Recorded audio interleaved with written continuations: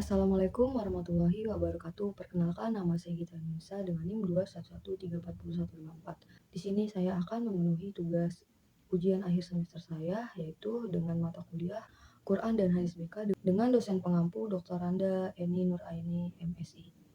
Saya mahasiswa dari jurusan Bimbingan Konseling Islam Fakultas Dakwah Universitas Islam Negeri Sultan Maulana Hasanuddin Banten. Di sini saya akan memaparkan hasil sesi konseling individual dengan klien saya. Baik, sebelum saya memaparkan hasil dari sesi konseling saya, sebelumnya saya akan membacakan identitas konselor saya. Identitas konselor saya sendiri, Gita Indonesia. Sasaran layanan yaitu konselor saya yang bernama inisial A, umur 21 tahun, jenis kelamin laki-laki, profesi yang sekarang sedang ia jalani yaitu sebagai sales kemitraan, domisili Kota Serang, lokasi 45 menit, dan bidang layanan pribadi dan keluarga. Terus fungsi layanan di sini itu untuk memberi pemahaman atau pencegahan dan pengentasan pada permasalahan yang dialami oleh klien. Di sini juga ada bentuk layanan. Di sini bentuk layanannya itu konseling individual. Tempat sesi konselingnya itu di rumah si klien. Langsung saja di sini saya akan memaparkan topik atau permasalahan yang telah klien saya. Dia seorang anak tunggal dan sekarang ia tinggal berdua bersama ibunya. Karena ayahnya belum lama ini telah meninggalkan ia dan ibunya dikarenakan ayahnya sakit. Sehingga sekarang ia hanya tinggal berdua bersama ibunya. Tetapi baru-baru saja ibunya telah menikah lagi dengan ayah tirinya.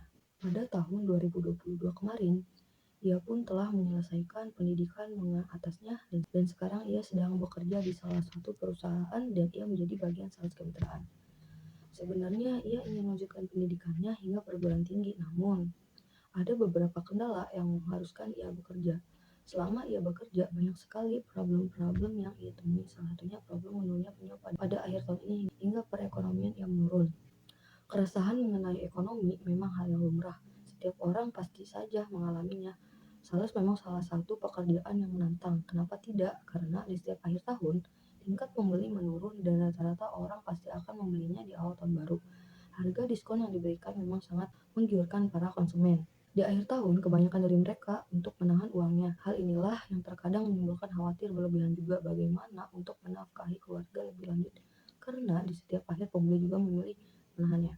Kadang keluarga juga risau hal ini, emosional yang timbul tidak terkontrol bisa lepas kendali. Perihal uang, siapa yang tidak membutuhkan? Butuhnya dukungan komunikasi interpersonal antar keluarga demi kelancaran dalam melewati akhir tahun yang meresahkan. Jadi dulunya yaitu seorang anak tunggal yang dekat banget dengan ayahnya. Semenjak ayahnya meninggal, dia tidak punya rumah untuk berpulang, intinya untuk bercerita kepada ayahnya karena ayahnya sudah tidak ada. Di sisi lain, dia sekarang tinggal bersama ayah tirinya dan di situ ayah tirinya cuek sekali kepada ia. Setiap hari pun, setiap ia pulang kerja, pulang kegiatan, ayah tirinya pun tidak pernah nanya apakah ia baik-baik saja atau tidak. Dan di situ ia mikir, kok kayak gini ayah yang sekarang? Padahal ia sangat membutuhkan dukungan dari kedua orang tuanya, terutama ayahnya sebagai kepala rumah tangga yang sekarang ini.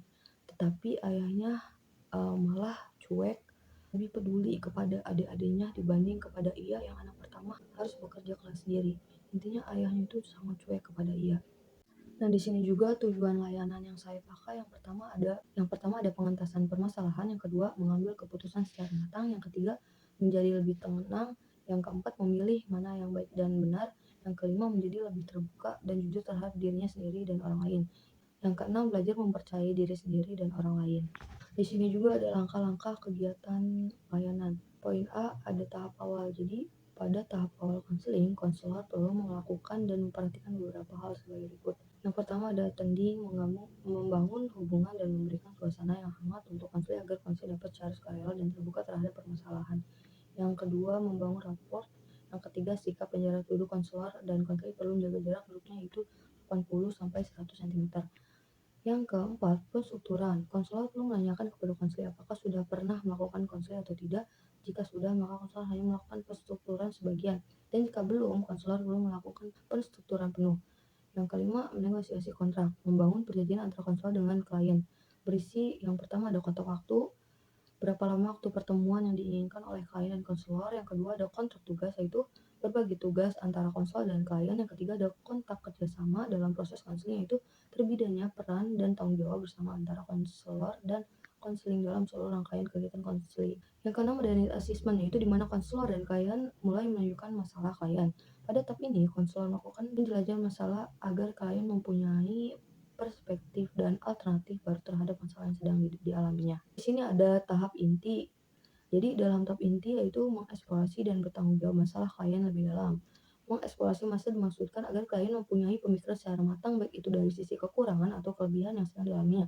Dalam permasalahan ini, konselor menggunakan terapi realitas untuk memvalidasi rasa khawatirannya sebelum emosionalnya tidak terkontrol dengan anggota keluarga lainnya.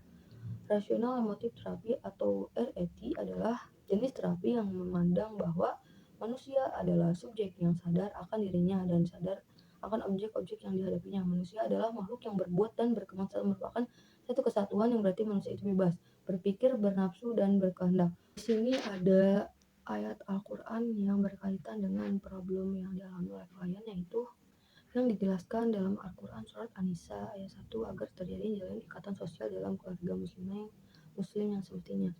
Allah telah memerintahkan untuk menjaga pilar-pilar ikatan antara anggota keluarga dan komunikasinya. Karenanya Allah memerintahkan silaturahim dan berbuat baik kepada mereka dalam firman-Nya, Bismillahirrahmanirrahim. Wattaqullahallazi tasaaluna bihi wal arham innallaha kana 'alaikum raqiban.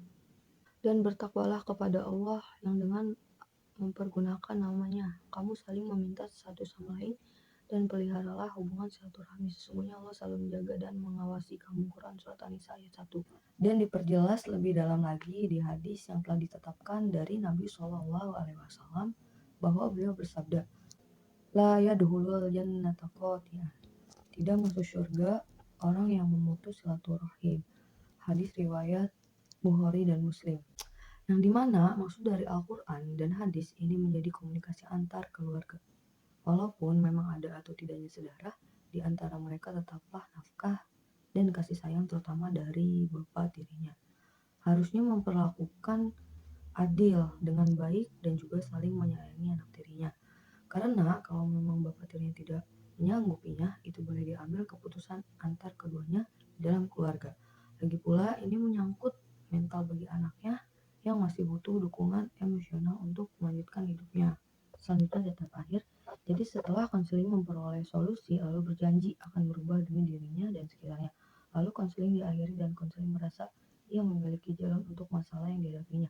Semula klien tidak mengetahui jati dirinya menjadi kenal dengan dirinya dan juga mempertanggungjawabkan atas konsekuensinya yang telah dilakukan.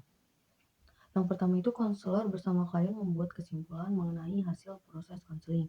Yang kedua, menyusun rencana tindakan yang akan dilakukan berdasarkan kesepakatan yang telah terbangun dari proses konseling sebelumnya. Yang ketiga, mengevaluasi jalannya proses dan hasil konseling atau penilaian segera. Yang keempat, membuat kontrak pertemuan berikutnya. Nah, di sini juga ada kesimpulan dari konseling, yaitu konseling ini membantu klien untuk membantu meningkatkan kepercayaan diri seorang klien. Masalah ekonomi pekerjaan dapat berdampak negatif terhadap kepercayaan diri klien itu sendiri. Oleh karena itu, konselor perlu membantu klien untuk meningkatkan kepercayaan diri mereka. Hal ini dapat dilakukan melalui berbagai kegiatan seperti terapi RET atau rational emotive therapy. Nah, mungkin hanya itu yang bisa dapat saya paparkan dari hasil konseling individual yang telah saya laksanakan bersama klien saya. Kurang lebihnya mohon maaf. Assalamualaikum warahmatullahi wabarakatuh.